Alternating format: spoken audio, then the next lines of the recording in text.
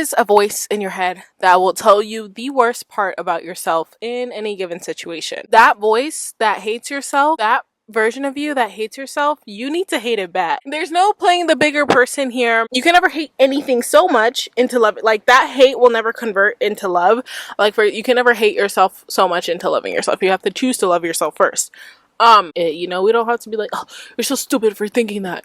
Like, you're awesome. No, we're not always gonna feel the most positive about ourselves, but we also need to, when that voice comes in our head that genuinely starts to say lies, genuinely starts to say you're not good enough, you're not capable, it's just wrong. It could be like Democrats and Republicans. Whatever side you're on, you can list. Oh, no, that's a tricky.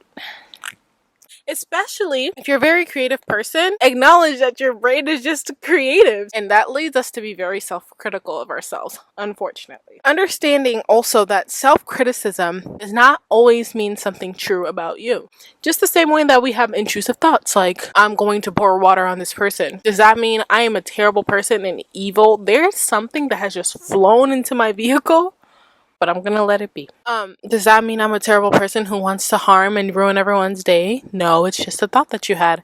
Any thought that you have that's negative and does not contribute to the goal life that you want to lead, it's just an intrusive thought. I wanted to add that there is a level of nuance to this because not every negative thought is necessarily an attack on the person you want to be, but rather can serve as information. Like, for example, you have a bad habit that's holding you back in some way or another that you need to kick. Like, you're just feeling a little loca in that moment. It's okay. We're going to recenter because we know who we are. Got it. Who you are is a reflection of how you respond to your emotions and thoughts. For example, somebody will say something to us and it's not particularly it's triggering, but what they said is not particularly wrong. The way we interpret it is the person that we are. Stay with me now. I'm saying whatever they had said about you, not only can it not be a reflection of that person, let it be a reflection of yourself. Understand, why did that offend me? Why did that hurt me? Why am I upset? And learn about yourself through that experience and just let it be. Let it be. An example of this would be something I learned in eating disorder recovery, is that if I was wearing a shirt one day and the shirt was a little bit tighter than usual, sorry, there's a car and it's making noise. The shirt was a little bit tighter than usual. Does this mean that there is something inherently wrong with that? Wrong with me? Wrong with my body? The answer is no. What would be wrong about it is the action that I decide to take in response to that triggering event. And that, at the end of the day, is the person you are. The person who you are going to become. If you were to die today, the person you were. I hope that makes sense. I'm about to go work out, but that's just like a super short thing that I've been thinking of. Another thing that can help whenever you experience negative thoughts or thoughts that will set you back in any kind of way is having evidence to that. Being like, okay, well, I feel like a failure today. Present the evidence. Present them. Sometimes we take one event, one action, one day, and we try to let it define us.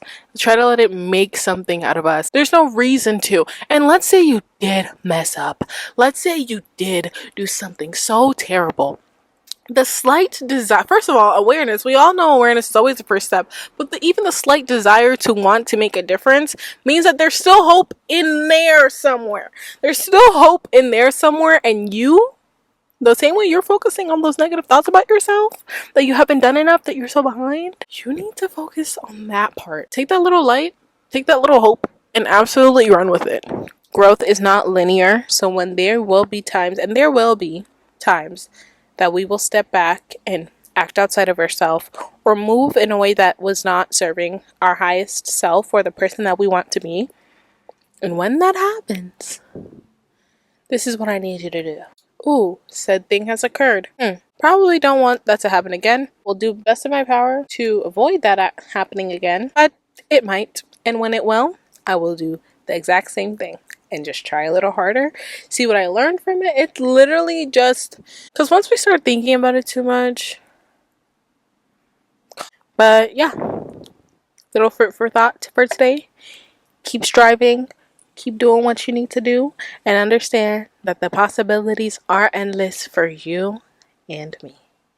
Have a great day, guys. Cheers to the good life.